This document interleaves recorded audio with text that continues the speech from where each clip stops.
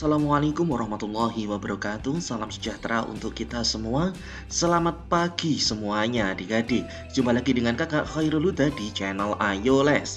Pada kesempatan kali ini kita akan membahas penilaian akhir tahun untuk tahun pelajaran 2022 ke atas.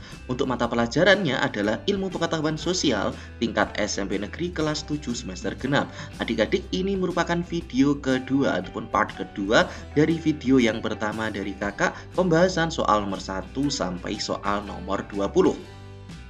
Bagi adik-adik yang belum menyaksikan video kakak di soal nomor 1 sampai soal nomor 20, silahkan langsung masuk ke channel kakak dan disitu nanti akan ada pembahasannya. Silahkan langsung dilihat dan disaksikan kunci jawaban dan pembahasan soal nomor 1 sampai 20. Bagi adik-adik yang belum klik like, komen, dan subscribe, bisa dilakukan terlebih dahulu supaya tidak ketinggalan materi selanjutnya. Baiklah, tanpa berpanjang lebar, mari kita langsung bahas soal nomor 21 sampai selesai. Soal nomor 21. Oke, sebentar.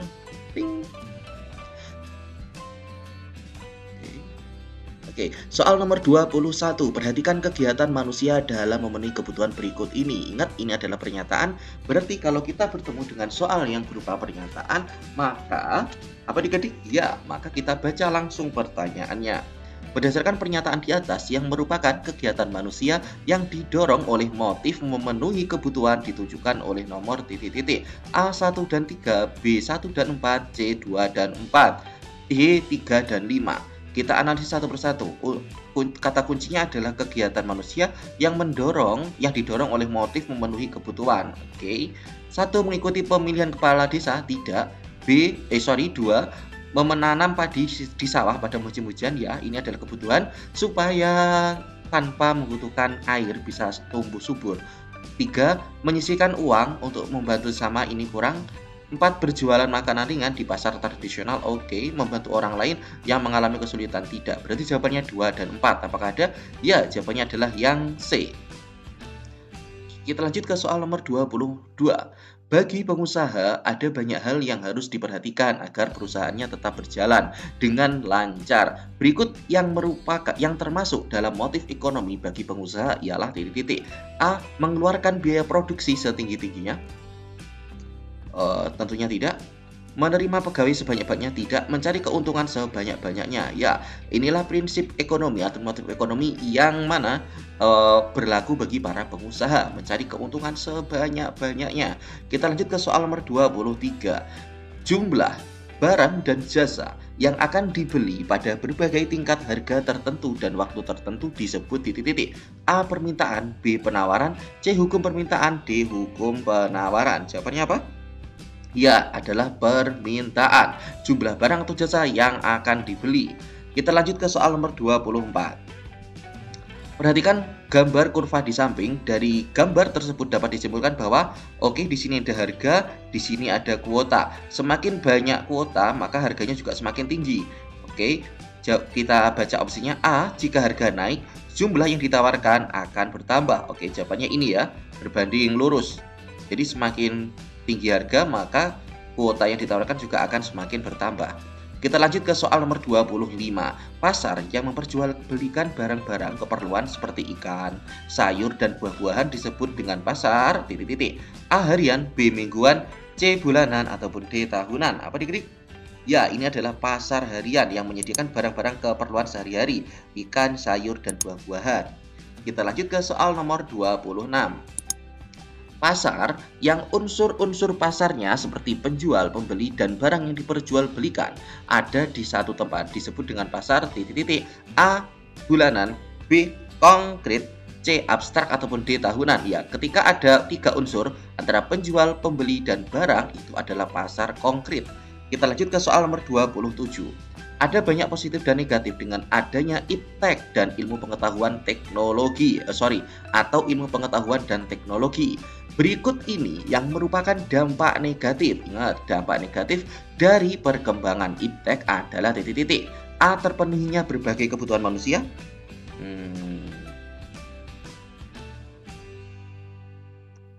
Ini dampak negatif ya. Dapat kurang. B. Dapat Membuat kegiatan manusia lebih cepat, ini bukan. Membantu perluasan, bukan. Dapat menyebabkan terjadinya polusi. Oke, jawabannya adalah yang D. Kita lanjut ke soal nomor 28. Pada masa praaksara, ada banyak peralatan yang sudah digunakan oleh manusia pada saat itu, seperti kapak persegi, gerabah, dan kapak lonjong. Alat-alat tersebut digunakan pada masa titik-titik. Kapak persegi, gerabah, kapak lonjong. Oke. A. Bercocok tanam, B. Modern, C. Perundagian, D. Berburu dan mengumpulkan makanan. Apa adik-adik? Di sini ada kapak persegi, gerabah, kapak lonjong. Oke, ini adalah fase bercocok tanam. Kita lanjut ke soal nomor 29. Perhatikan gambar di samping. Oke, ada sebuah gambar sumber sejarah nasional Indonesia. Oke. Kemudian gambar tersebut merupakan benda peninggalan kehidupan pada zaman A. Berburu dan meramu, Oke. B. Bercocok tanam, C. Berpindah-pindah tempat, D. Perundagian. Ya, ini adalah sudah ada pengecoran besi, maka ini adalah sudah masuk ke masa zaman perundagian. Kita lanjut ke soal selanjutnya. Soal nomor 30. Bangunan berupa batu tegak atau tugu yang berfungsi sebagai tempat pemujaan roh nenek moyang yang telah meninggal disebut titik-titik. Oke ya, seperti ini. A. Sarkofagus, B. Menhir, C. Dolmen ataupun Dewa Ruga. Nah, bangunan seperti ini berupa batu tegak ini adalah pengertian dari ya B. Menhir. Kita lanjut ke soal nomor 31.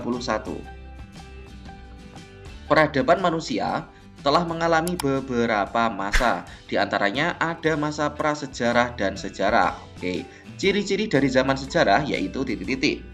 A. Masyarakat sudah hidup secara menetap, kurang. B.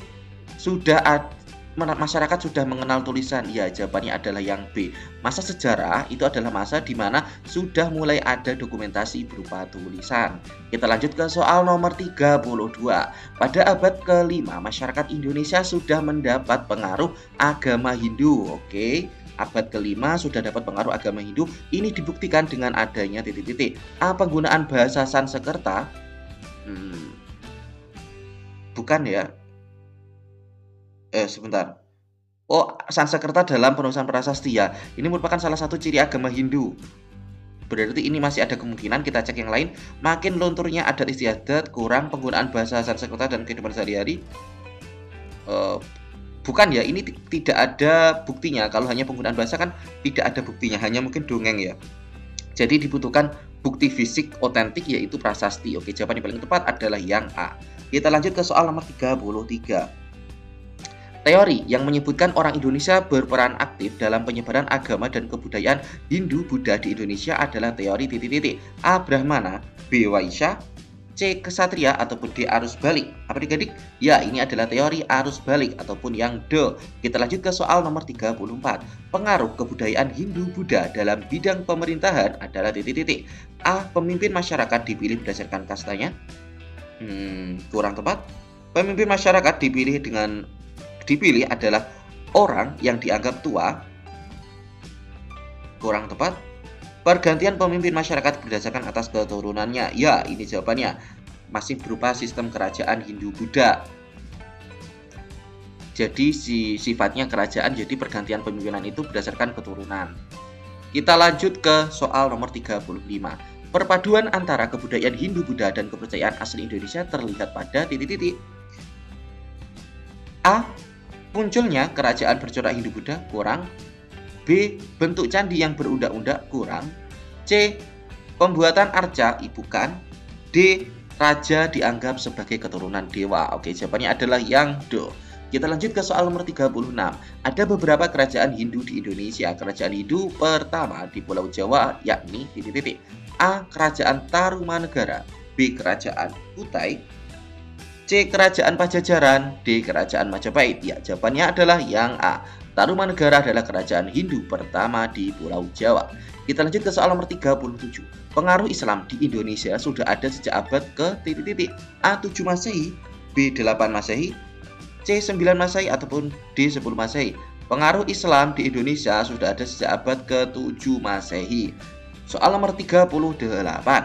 Agama Islam mudah diterima oleh rakyat Indonesia. Ini dikarenakan titik-titik. A. Adanya peraturan zakat.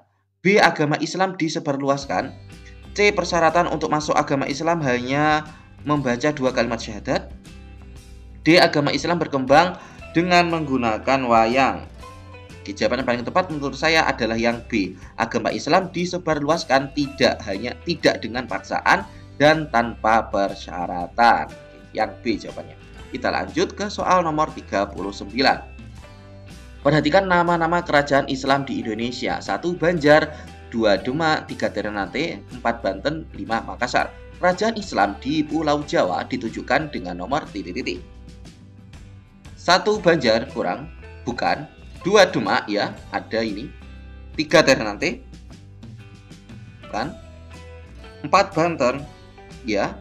5. Makassar, bukan. Kerajaan Islam di Pulau Jawa ditunjukkan dengan nomor 2 dan 4. Kerajaan Demak dan Kerajaan Banten. Ya, jawabannya adalah yang C. Makassar bukan Jawa loh ya. Ternate bukan, Banjar bukan. Kita lanjut ke soal nomor 40. Karya sastra bercorak peninggalan masa dari Kesultanan Islam di Indonesia berupa kitab-kitab yang berisi masalah gaib, ramalan tentang hari baik atau buruk, dan makna atau simbol tertentu yang dihadapi manusia adalah titik-titik. A. Suluk, B. Babat, C. Hikayat, atau D. Panji. Ya, ini adalah suluk, karya sastra bercorak peninggalan masa Kesultanan Islam yang berupa kitab-kitab berisi masalah gaib, ramalan baik dan buruk. Itu adalah suluk. Baiklah adik-adik, terima kasih telah menyaksikan video part kedua pembahasan soal nomor 21 sampai nomor 40. Bagi adik-adik yang menginginkan pembahasan